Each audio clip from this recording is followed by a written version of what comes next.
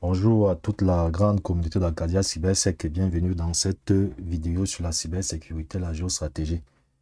Dans cette vidéo, nous allons vous démontrer pourquoi est-ce que lorsque vous vous lancez en cybersécurité, vous devez absolument être des professionnels avec des solutions de cybersécurité open source Linux.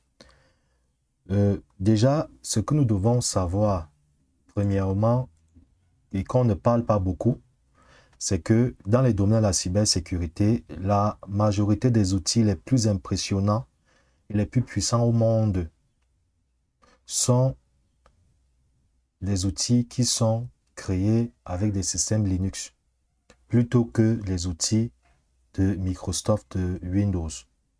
Et bien sûr, ces outils-là sont reconnus pour leur stabilité et leur évolutivité.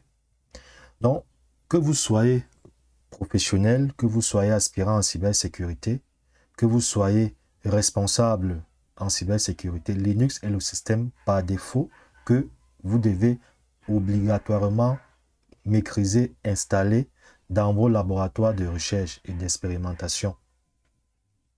Donc, il est capital de comprendre que la plupart des programmes en cybersécurité, que ce soit les systèmes d'exploitation, que ce soit les pare-feux, que ce soit les systèmes EDR, XEDR, les systèmes de gestion des événements, et plus encore, la quasi-totalité de toutes ces solutions-là sont développées avec Linux. Donc, Linux est le système d'exploitation parfait pour vous permettre donc d'effectuer vos travaux en cybersécurité, vos textes en cybersécurité. Dans cette vidéo, nous allons également aussi vous démontrer que lorsque vous voulez, par exemple, réaliser des projets en cybersécurité d'envergure, que vous soyez étudiant, que vous ayez terminé vos études, au lieu d'utiliser des solutions propriétaires, par exemple des solutions qu'on utilise dans nos académies là, pour la plupart des cas des solutions Cisco, vous ne pouvez pas décoller véritablement en cybersécurité. Ce n'est pas possible. En fait, vous serez formaté simplement en pensant que l'infrastructure stratégique de la cybersécurité repose lorsque on sait utiliser ces outils, lorsqu'on sait utiliser des outils, par exemple, qu'il faut, je prends le cas des outils comme les Forti et consorts. Vous devez comprendre aujourd'hui que il y a des outils qui sont 2 fois, 3 fois, 4 fois plus puissants que ces outils-là qui sont formatés dans la plupart des académies ou bien des écoles.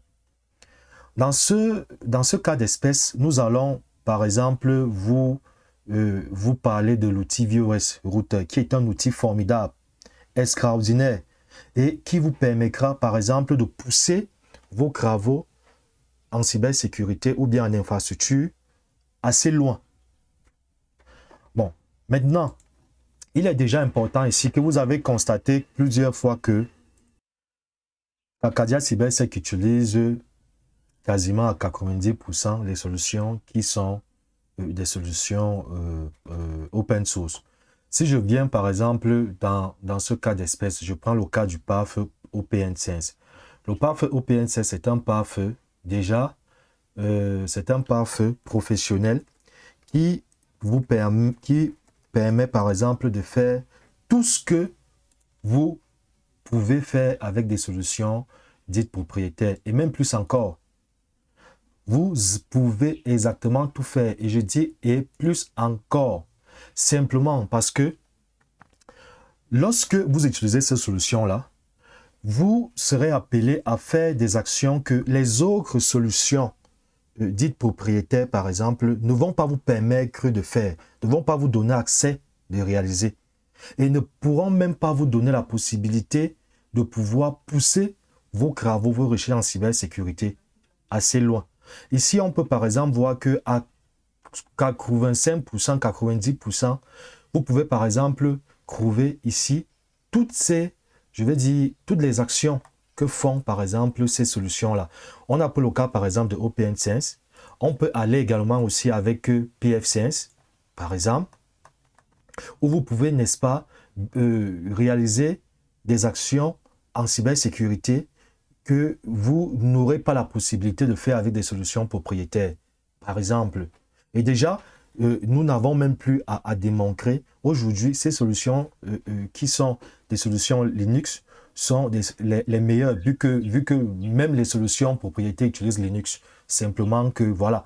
Bon, là, ce que nous allons voir ici, c'est que nous allons utiliser un routeur, le routeur VOS, qui est un routeur très déjà Linux, et qui est un routeur que vous pouvez utiliser dans vos projets, que vous pouvez utiliser dans vos entreprises, peu importe la taille de l'entreprise.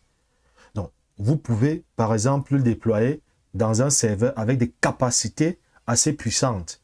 Et là, ça vous permettra de manager avec efficacité et avec flexibilité et élégance vos infrastructures. Bien sûr, qui reposent sur votre politique de sécurité. Donc, c'est important de comprendre cela. Donc, c'est pas un constructeur. Et on va vous démontrer ici, par exemple, que, en fait, tout ce que vous faites avec des solutions propriétaires, vous le faites exactement également avec les mêmes résultats avec ces solutions-ci.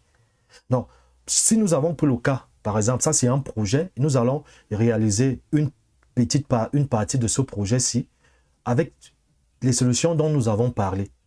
Donc, dans cette vidéo, nous allons configurer, déjà, nous allons connecter notre infrastructure ici à Internet et nos différents réseaux afin que ça puisse passer par le routeur avancé, parce que VOS n'est pas un routeur simplement, c'est même un pare-feu, c'est un routeur très avancé qui vous permet de configurer beaucoup de choses. Et ceci, vous avez des possibilités quasiment infinies. Donc, si là, c'est au niveau du site internet, vous pouvez retrouver, je crois qu'on va partager ces liens dans la description de la vidéo. Vous allez retrouver toutes les actions, par exemple, vous allez retrouver les actions, par exemple, que VOS peut vous permettre de réaliser. Et vous allez même voir déjà les entreprises, les grandes entreprises aujourd'hui qui font confiance à VOS. Donc aujourd'hui, il ne faut pas avoir peur d'utiliser ce routeur avancé qui vous permet justement de faire des choses que vous n'aurez même pas la possibilité de faire avec des solutions propriétaires. Et qui plus est encore, on va vous exiger de payer parce que vous devez payer forcément ces solutions-là cher pour les utiliser, par exemple, dans GNS3. Donc, ici, nous avons déjà importé VOS.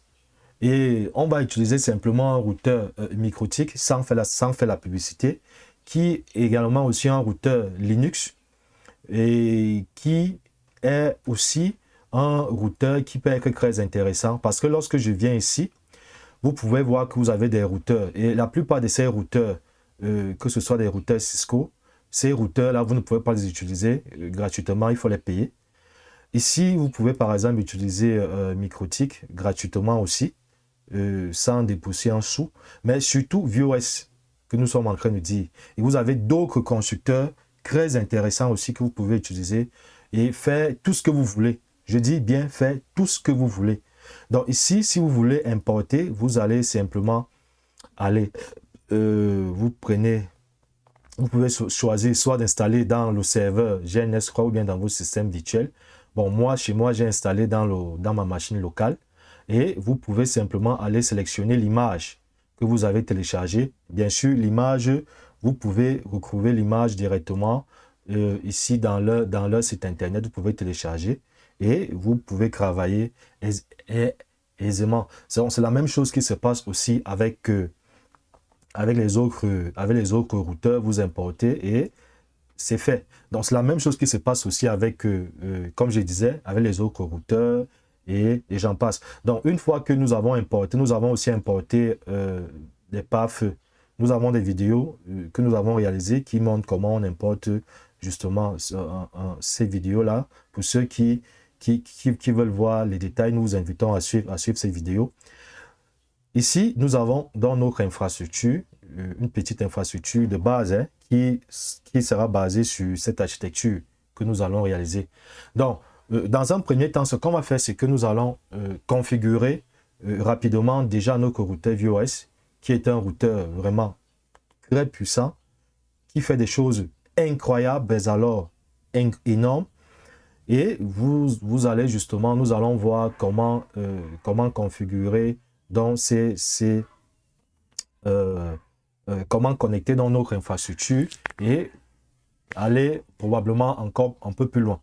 Donc ici, dans ce cas, pour ce réseau va tourner sur le 10.90.25.254/24. Non, c'est 40, 10.95, pardon, point 40.254/24. Voilà. Donc, ici, on va, ici, nous allons définir simplement la passerelle. Ça, c'est la passerelle de notre réseau ici. Même chose pour ce réseau. Nous allons simplement définir cette passerelle qui, bien sûr, qui est 172.16.240, pardon, 16.240.254/24. Voilà. Donc ici, ça sera là notre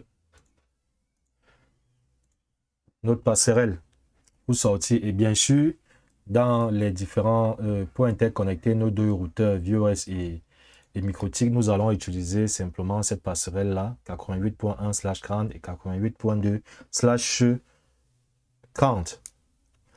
Ok, bon, nous allons démarrer nous pouvons démarrer ici nos pare-feux. Bon, la première chose que nous allons d'abord voir ici, c'est de pouvoir voir comment on installe VOS. Parce que généralement, ce que vous devez savoir, c'est que par défaut, vous devez l'installer. Parce que si vous ne l'installez pas, lorsque vous allez faire toutes vos configurations et que vous allez fermer le projet, toutes les configurations vont disparaître. Donc, vous devez d'abord installer en dur et ensuite, vous pourriez justement donc enregistrer. Je tiens à rappeler que ce routeur, s'il pèse un fichier compressé, il doit peser près d'1 giga. Donc, c'est un routeur qui est assez lourd. Donc, je dis lourd dans la logique où il comporte énormément de fonctionnalités. Et là, pour simplement administrer, nous allons venir ici au niveau de routeur. Voilà. Donc là, ici, notre routeur est en train de... J'ai simplement relancé le démarrage. Notre routeur est en train de démarrer. Donc, une fois que notre routeur VOS a démarré, pour se connecter, le login, c'est VOS. Par défaut, c'est VOS. Et le password également aussi, c'est aussi VOS. Bon, une fois que nous sommes connectés, la première chose, comme je l'ai dit, c'est de pouvoir installer VOS. Mais avant d'installer, ce que nous devons savoir, c'est quoi? C'est que évitons de pouvoir penser que la cybersécurité repose sur une technologie ou bien sur un constructeur. C'est faux. C'est même très faux. C'est pour ça que c'est même très dangereux d'apprendre la cybersécurité avec des constructeurs propriétaires généralement parce que vous serez embrigadé dans une logique qui va vous faire penser que, en fait, c'est le constructeur qui assure la sécurité. C'est faux. Ce n'est pas le constructeur, c'est la politique de sécurité que vous définissez. Et vous devez savoir que lorsque vous devez connecter, comme c'est le cas par exemple de ce projet, vous voulez connecter votre infrastructure à Internet, il y a 3 éléments à prendre en compte. 3 éléments. Et ceci, on s'en fout du constructeur. Ça s'applique quel que soit le constructeur que vous avez en face. Quel que soit le constructeur. La première chose, c'est que vous devez affecter des adresses IP aux différentes interfaces. La deuxième chose, c'est que vous devez configurer les routages. Notamment ici, lorsque nous avons affaire pour une meilleure stabilité, configurer les routages statiques au niveau de vos routeurs ou bien pare-feu si vous voulez. Et la troisième chose là, c'est de pouvoir configurer le NAT, le protocole NAT. Enfin, de pouvoir autoriser justement les réseaux privés qui sont, vous pouvez avoir plusieurs réseaux privés ou plusieurs VLAN à être autorisé à aller sur Internet en utilisant l'adresse publique justement en faisant le natage. Voilà donc les 3 éléments. affectation d'adresse IP, routage notamment statique et l'ONAT. Peu importe le constructeur. Et la logique est la même. C'est pareil. Donc, que vous utilisez Cisco, que vous utilisez Forti, que vous utilisez VOS, que vous utilisez n'importe lequel, c'est la même logique. C'est-à-dire qu'il faut juste que on affecte, on utilise ces croix, je veux dire ces trois éléments-là. Bon, pour notre cas ici, nous allons installer dans VOS. Pour donc installer VOS, c'est très simple. Vous tapez, c'est bon, je vais nettoyer le terminal là. Vous tapez simplement ici, install image. Voilà. Lorsque vous tapez install image, là on vous demande simplement, voilà, est-ce que vous voulez installer l'image? Je dis oui, par défaut, voilà le nom que ça va avoir. Bon, ici on peut laisser ce nom par défaut. Là on vous demande d'ancrer le mot de passe utilisateur VOS. Ici je vais saisir le nouveau mot de passe parce que il n'est pas bon de laisser les mots de passe paramètres par défaut. Ici, quel est le type d'image en fait? Ici, c'est les KVM serrés ou bien vous utilisez un USB dans laquelle vous avez eu à booter. Ici, c'est simplement l'image que nous avons téléchargée. Là, c'est, on laisse paramètres par défaut, on tape ancrer. Là, c'est, voilà, où est-ce par défaut, est-ce que VOS sera installé dans le disque dur. Ici, là, c'est tout ce qui est, ok, ça va supprimer tous les drives pour pouvoir installer sur tout le disque dur. Et là, on valide simplement l'installation. Ici, donc, la création des partitions, l'installation donc se fait et l'installation donc de VOS se lance. Et après, dans l'installation de VOS, vous voyez que c'est vraiment du Linux. Après, dans l'installation de VOS, on vous demande ici, OK, please, on demande ici de rebooter le système. Donc ici, je vais simplement taper reboot. Et là, je valide le redémarrage du système. Bon, une fois que notre système, notre pare-feu, je dirais, a redémarré, on peut maintenant passer aux configurations sans souci. Bon, déjà, il faut comprendre que nous avons les identifiants de nos interfaces ici qui vont nous permettre de pouvoir identifier les interfaces où nous configurons les adresses. Bon, la première chose d'abord, comme je l'ai dit, parce que nous avons trois phases, affectation d'adresse IP, deuxième phase, routage statique et troisième phase NAT. Donc ici, dans la première phase, on va affecter les adresses IP normalement et on pourra donc connecter sur Internet. Donc je tiens à rappeler que ici, le NAT, si vous voulez simplement utiliser ça là, c'est au niveau du NAT. Donc vous sélectionnez NAT et par défaut, le NAT tourne l'interface de sortie du NAT, c'est le 122.1, donc 192.122.1. Donc je crois qu'on en a traité ce sujet sur des vidéos que nous avons traitées, que nous avons réalisées au niveau du pare-feu, PF-Science et OPN Science. Donc, ici, nous loguons avec l'utilisateur VOS et là, nous saisissons le mot de passe que nous avons modifié précédemment lors de l'installation. Et ici, on peut voir que nous avons accès, on a deux modes. Ça, c'est le mode utilisateur et on a le mode autre. Ici, si vous voulez afficher l'aide, par exemple, vous pouvez voir que si elle tape point d'interrogation, c'est le point d'interrogation. Ou bien vous pouvez taper la touche tab. Vous pouvez voir ici que vous avez, là, vous avez les différentes actions et la description.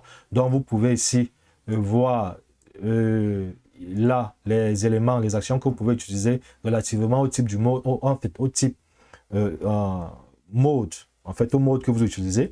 Bon, ici par exemple, si je veux afficher les interfaces, je peux taper show ou bien je tape encore point d'interrogation pour afficher la suite. Là, on me montre justement ici ce que je peux faire. Je peux afficher les interfaces, je peux afficher les IPv6, je peux afficher beaucoup de choses. Je peux également aussi gérer aussi la synchronisation des heures. Ici, je peux aussi afficher les paramètres sur le NAT, tout ce qui est serveur L2TP, ce sont les informations VPN.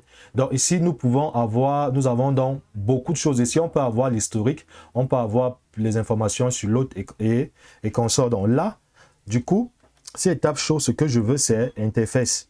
Donc là, quand je tape interface, je peux voir mes différentes interfaces là.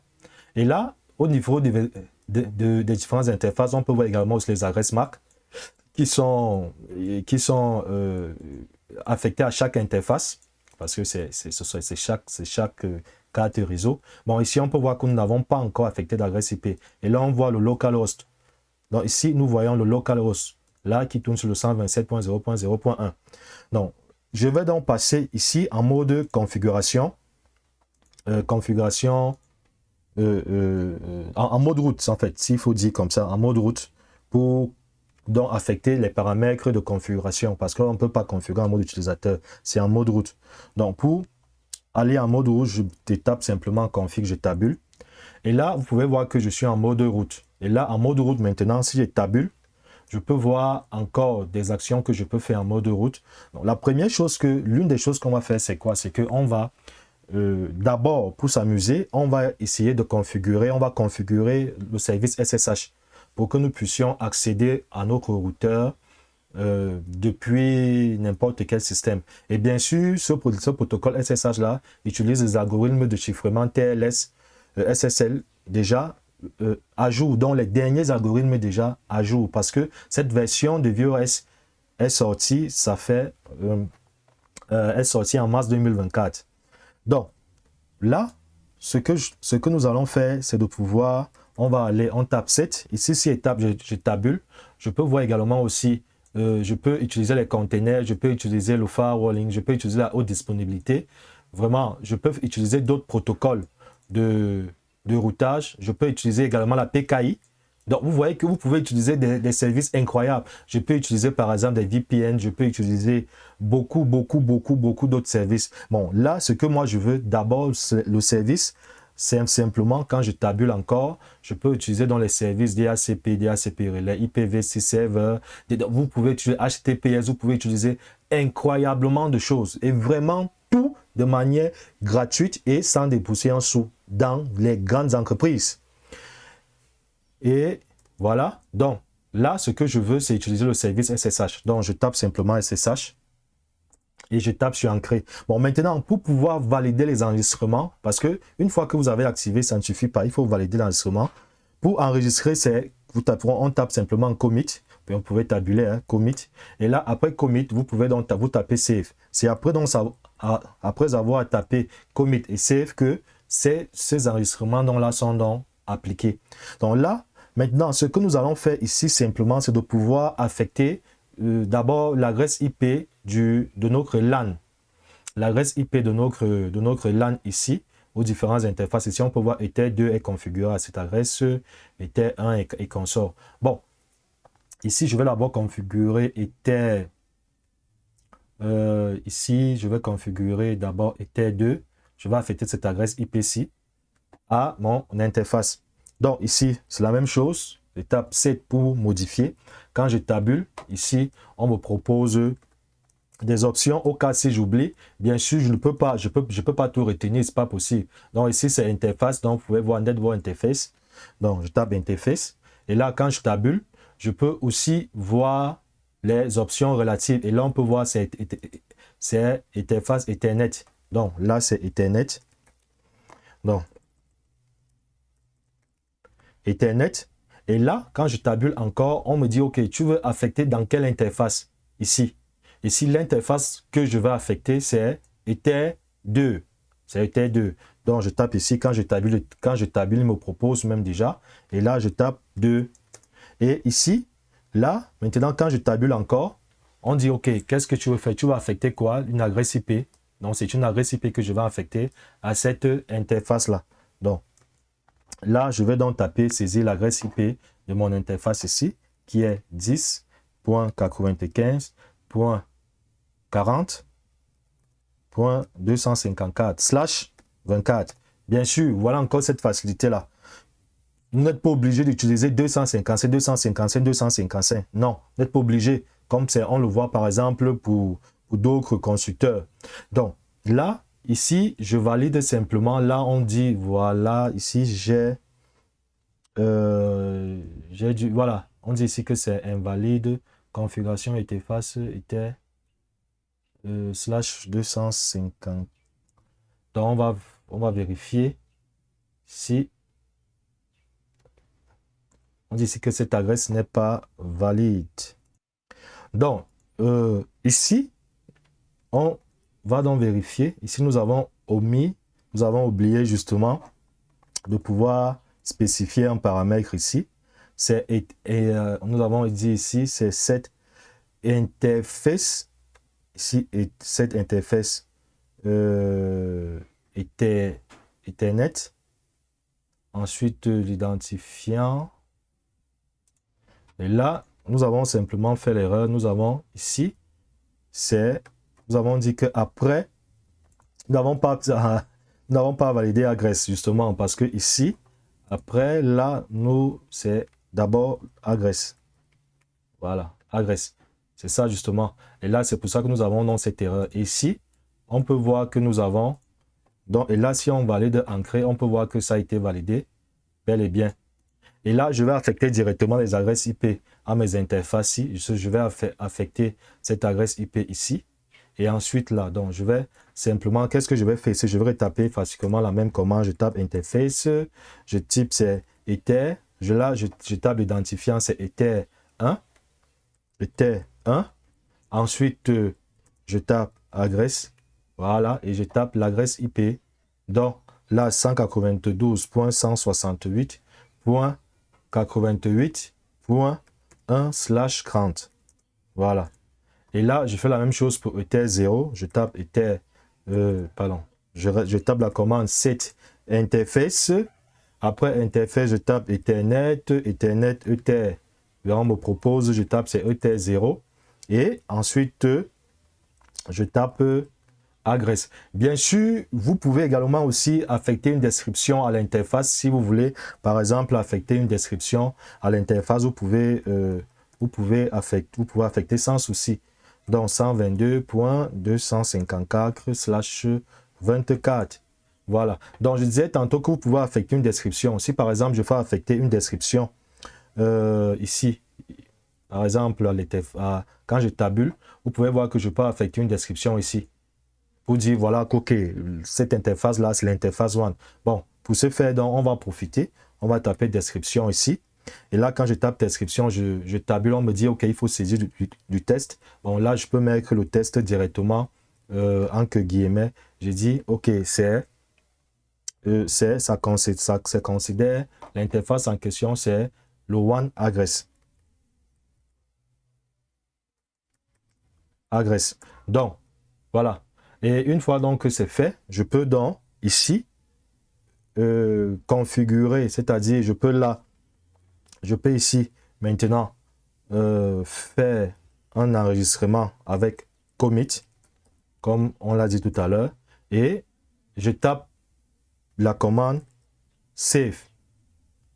Donc, après donc avoir tapé la commande, après avoir enregistré, ce qu'on va donc faire, c'est que nous allons tester rapidement et on va passer à la deuxième phase. La deuxième phase qui va consister, n'est-ce pas, à configurer le routage statique pour permettre que notre réseau-ci, dans ce premier cas d'espèce, pour permettre que notre réseau LAN A puisse aller à Internet. Donc, pendant donc que notre Windows et notre Linux démarrent, on va donc revenir ici. Bon, maintenant, là, ce que nous allons faire, comme je l'ai dit précédemment, c'est la première chose, on a configuré les adresses IP. Maintenant, on peut configurer soit le NAT, soit on fait le routage statique. Donc, il n'y a pas un ordre, il n'y a pas un protocole en fait. Donc là, maintenant, c'est que je vais configurer le routage statique. Bon, pour configurer le routage statique, là, je vais donc autoriser ici quels sont les réseaux qui vont aller, quels sont les LAN quels sont nos réseaux internes qui vont aller ici à Internet. Donc là, je peux trouver que j'ai plusieurs, ici j'ai plusieurs réseaux. Hein. Là, j'ai plusieurs réseaux, ici, par exemple. Donc, ici, je vais juste activer le routage statique entre ce lien-ci, c'est tout. Bon, le reste, c'est là, on n'a pas besoin. Le routage statique ici, c'est pour indiquer à cette passerelle que, ok, si je veux aller sur Internet, je dois passer par quelle passerelle? Celle-ci. Donc, je tape ici 7 protocole. Bon, et là, quand je tape cette protocole, et là, ici, après avoir tapé cette protocole, je dois spécifier ici. Donc, j'ai dit, je tape là cette protocole. Après avoir ici, saisi pour cette protocole. Bien sûr, on a dit, vous avez l'aide. Vous pouvez ici spécifier. Là, on peut voir statique. Dans le protocole statique, je vais activer ici le protocole statique. Voilà. Et ici, dans le protocole statique, je dois indiquer, par exemple, dans le réseau, la route. Ici, je vais prendre en IPv4. Ici, je dois indiquer, avant, parce que c'est tabule, je dois indiquer là, le réseau destination. Ici, le réseau destination. Donc, ici, le réseau destination, là, ça sera le réseau Internet. Donc, ici, 0.0.0. Et là, je mets bas 0. Et là, quand je tabule encore, on me propose là, ici, là, pour l'adresse. Donc, je vais passer par quelle adresse IP? Ici, je vais passer par cette adresse IP. Donc, ici, je tape net. Et là, quand je tape NetHost, je tabule encore. Donc, je tape l'adresse, la passerelle par laquelle ça doit passer, c'est-à-dire cette passerelle-ci. Donc, c'est-à-dire 192.168.122.1. Et c'est tout. Et là, quand je tape comme ça, là, je tape sur Ancrer, ensuite je tape sur Commit pour enregistrer les actions et je tape également sur Save pour valider. Donc, maintenant que c'est fait, la dernière chose que nous allons faire dans ce cas d'espèce, c'est de pouvoir maintenant configurer le NAT, c'est-à-dire d'autoriser le NAT de permettre, par exemple, dans un premier temps, que seul le réseau 10.95.40.0/24 puisse sortir et accéder à Internet. Donc, là, c'est également aussi toujours 7. Là, quand je tabule, je peux voir ici les différents éléments. Ça, c'est le NAT ici. Voilà, je NAT. Donc, après avoir validé sur le NAT ici, je veux donc créer là, ce qui me reste. Là, ici, on me dit source. Donc, je dois indiquer la source qui doit aller sur Internet. Donc, source. Après source, là, je tape. Lorsque je tabule, on me demande de la source. Ça sera un rôle. Je veux donc créer une règle. Autant pour moi. Cette règle-là je vais donc donner un numéro à ma règle. Bon, là, quand je tabule, je peux choisir un numéro entre 1 et 900 000. Donc, et là, je tape par exemple, je peux choisir un numéro entre 9, je choisis par exemple 100, vous pouvez choisir le numéro que vous voulez. Ensuite, je tape ici source. Après, dans source. Donc là, ici, bien sûr, vous pouvez vérifier les actions simplement en tabulant, hein, bien entendu. Donc ici, là, ce que je veux faire ici, simplement, c'est d'indiquer, voilà. Donc là, j'ai dit set NAT role et j'ai indiqué le numéro, le numéro de la règle que je veux. Et ici, je dois indiquer l'interface qui est concernée, c'est-à-dire l'interface qui est concernée, c'est l'interface Ether 0 qui est considérée comme l'interface de sortie pour Internet. Donc là, comme je le disais, ici, nous avons là l'interface de sortie parce qu'il faut préciser justement quelle est l'interface qui est l'interface sortie. Bien sûr, c'est voilà, l'interface Ether 0 dans notre cas. Et là, nous pouvons toujours vérifier avec la commande tab. Là, quand on va choisir ici name pour voilà, si je tape name, après avoir tapé name, je peux donc sélectionner dans l'interface de sortie qui est cette interface là qui spécifie que ok, si je veux sortir pour d'autres réseaux, bien le réseau internet autant pour moi. Et là, je tape simplement l'interface qui est considérée comme l'interface de sortie pour Internet. Et là, ici, je valide donc sur Ancrer.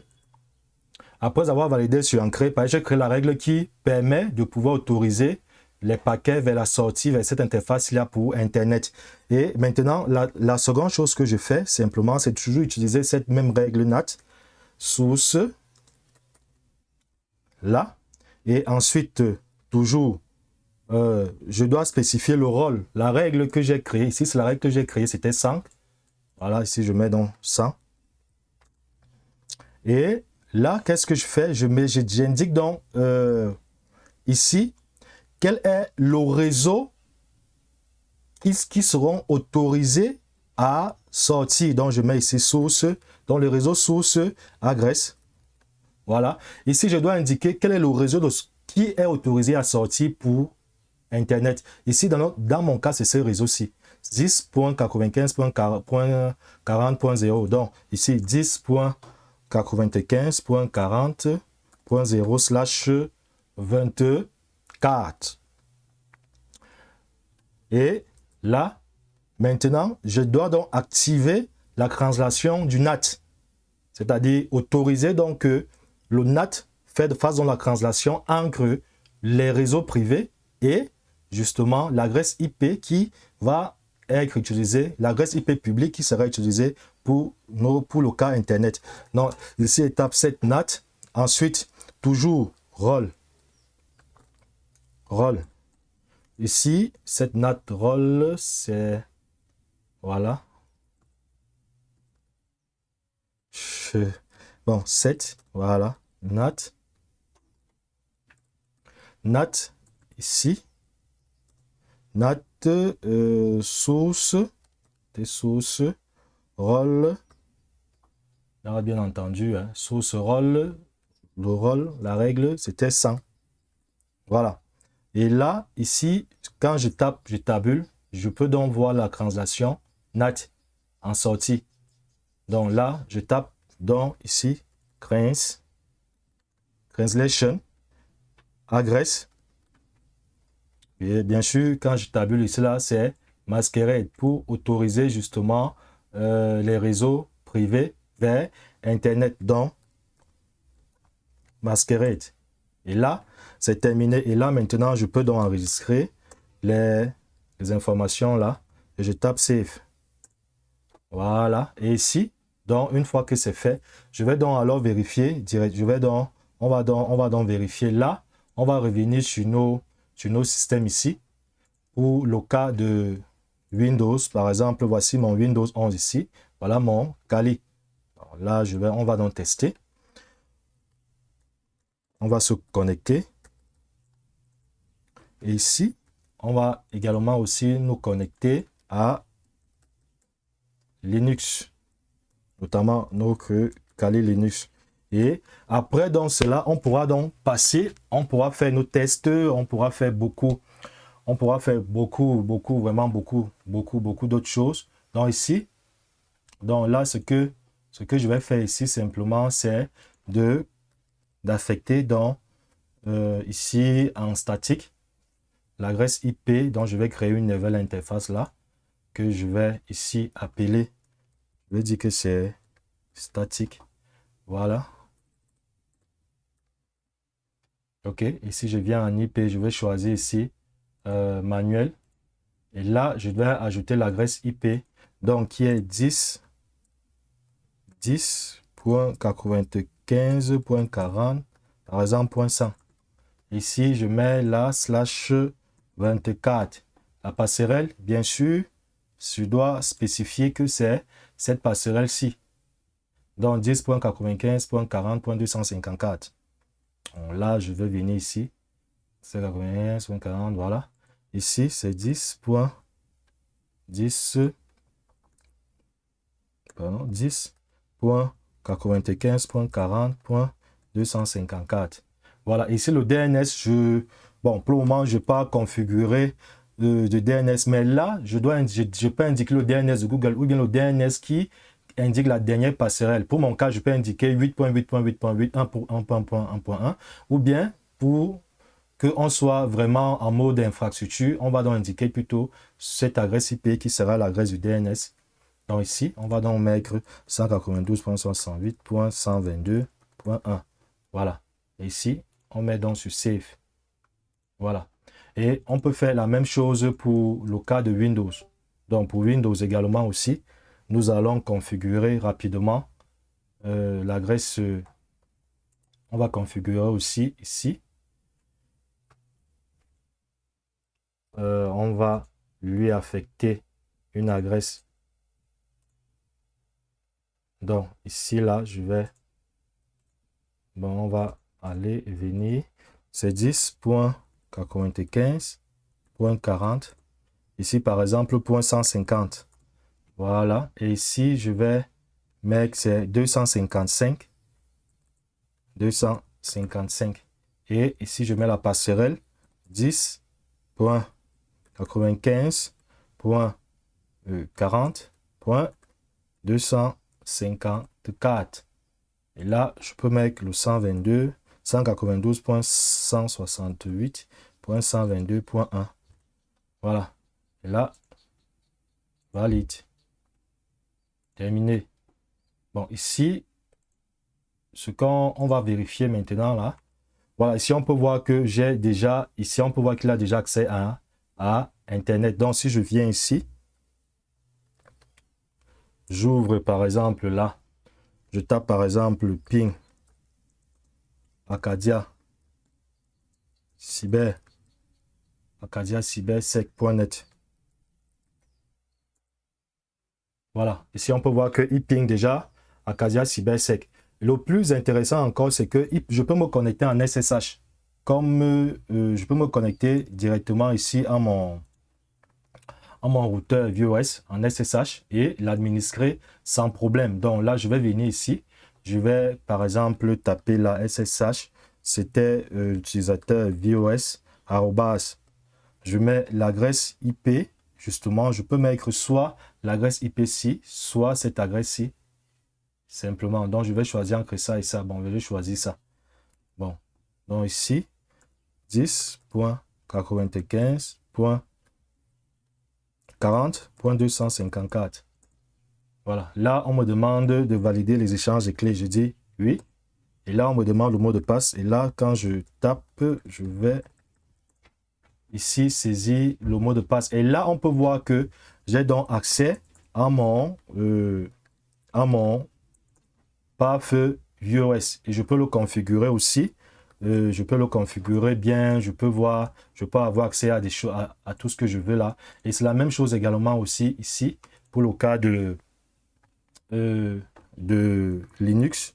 Donc je vais ici taper un ping. Je vais taper un ping vers Acadia cybersec.net. Ici, espérant que tout est OK. Ah, OK. Bon, en tout cas, je vais d'abord vérifier. Là. Ah oui, oui. Je ne suis pas venu sélectionner la bonne interface. Voilà, c'est ça ici. OK, c'est bon. Donc là, je vais vérifier encore. Voilà, là, c'est bon. Là, c'est bon. Donc, du coup, si je viens ici, je retape Acadia cybersec. Là, on peut voir que ça passe bel et bien. Donc, je peux me connecter aussi ici en SSH. SSH, je tape VOS. Arrobase, je tape l'adresse .95.40.254. Voilà. Et là, je me log aussi. Je tape le mot de passe. Voilà. Et là, on peut voir que je suis logué dans mon... Je peux par exemple afficher les informations sur mes interfaces ici. Là, on peut voir que j'ai les informations que j'ai créées ici. Même chose également aussi. Là, je peux par exemple ici sortir. Je viens ici, je tape par exemple show interface. Voilà. Là, on peut également aussi voir les interfaces. Donc, voilà en fait un peu ce qu'on pouvait dire par rapport à la géostratégie. Justement, vous n'avez pas besoin, vous n'avez plus besoin d'être embrigadé dans des solutions, n'est-ce pas, dans lesquelles on nous fait toujours penser que sans cette solution-là, on ne peut pas faire du bon réseau, on ne peut pas faire... Or, pourtant, c'est simplement le principe, c'est la politique, c'est la stratégie qu'il faut comprendre et non pas le constructeur. Voilà, nous sommes arrivés au bout de cette vidéo. Nous avons donc configuré ici, nous avons permis que notre infrastructure locale va sur Internet. Si vous avez des commentaires, vous pouvez nous laisser vos commentaires, vos appréciations, vos points de vue par rapport à l'idée dont on vous a parlé par rapport à ce projet. Et nous vous disons merci et à la prochaine vidéo.